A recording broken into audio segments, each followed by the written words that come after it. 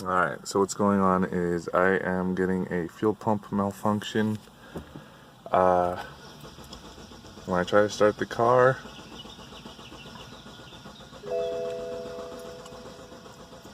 it is not starting. I'm getting that error message. So, I'm going to change out the fuel pump. When you're working with fuel, don't leave the battery connected. Any spark could set off or ignite the fuel vapors in the air, so just make sure you're smart about it.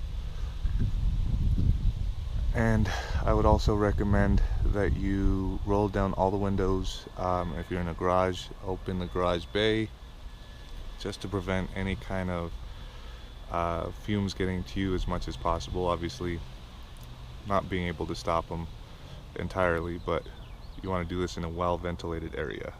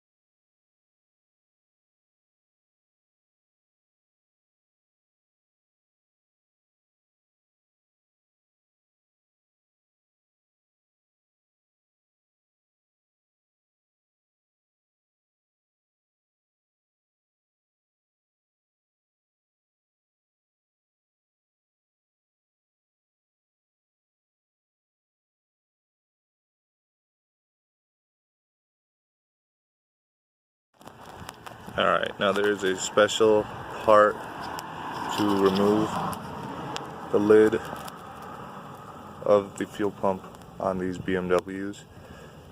This is the one I bought off of eBay. I think it was the cheapest I could find. Give yourself a week for it to come in if you order it that way. It's OEM Tools 25156. And the way that it works is there's little notches all over this thing. You find two across from each other.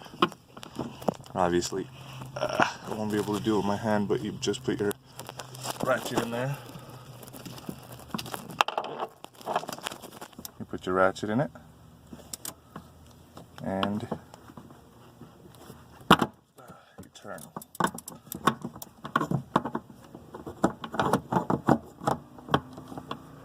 I'm doing this with one hand, but that's how it works. And it's much easier than the alternative, which is a hammer and a chisel mechanism, a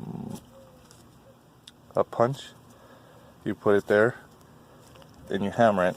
Hence the reason why these ones are bent down. I've had to change this before and it was not fun to do. So you want to make sure that you invest the time into this tool. If you're going to be doing this, it's going to save you so much time and a lot of busted knuckles. All you do is just use the ratchet and it comes right off. Same thing on that side. So I would definitely recommend getting the tool for this. It's going to make your life a lot easier.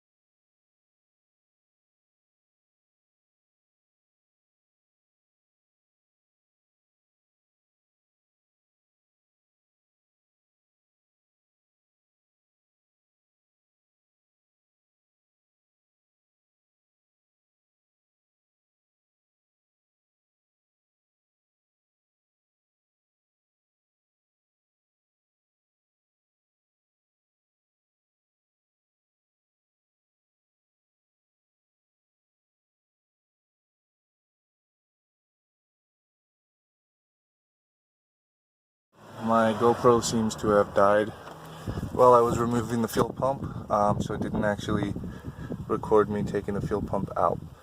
So what you need to do is disconnect these 3 connections. There's a 1 wire connection and then 2 fuel line connections from this.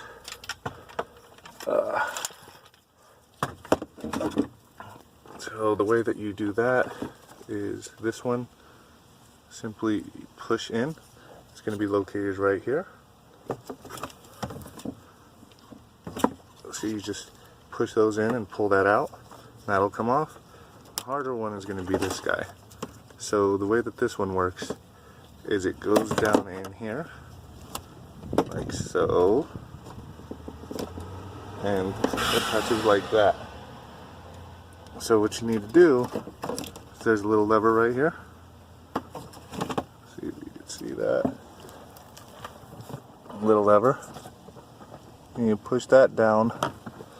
And while you're depressing that, you pull this straight out. That's all you got to do for that. And then for that connection, you just simply depress it and pull it straight out. Push down on that, right there at the top, and that'll come right out. And I also recommend using some chicken wire to connect it to this end before you pull it out. That way when you pull it out, as you can see here, I have the chicken wire here. It'll come along with the chicken wire through on this side. That's why I got this chicken wire. That way when you get the new fuel pump, you tie the chicken wire to one end and you can actually pull it straight through from underneath, because you do have 2 separate compartments for the fuel tank, and then obviously for that little guy over there on that side. So there's a big hump underneath here, and that would be for the drivetrain. So it goes up and around like that. So you want to make sure that when you take it out, you have some way of securing it, because it's not exactly a very and I will show the reinstallation and why I use the chicken wire, just so you can see how much easier it is.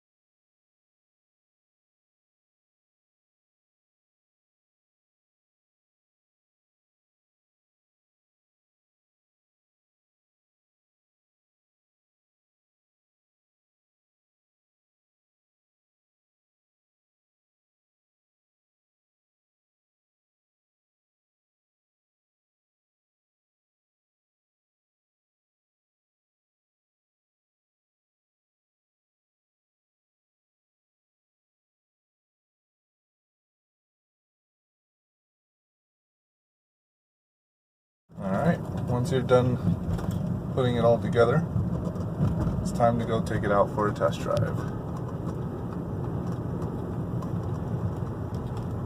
Make sure you prime the pump before you start it, and it should be good.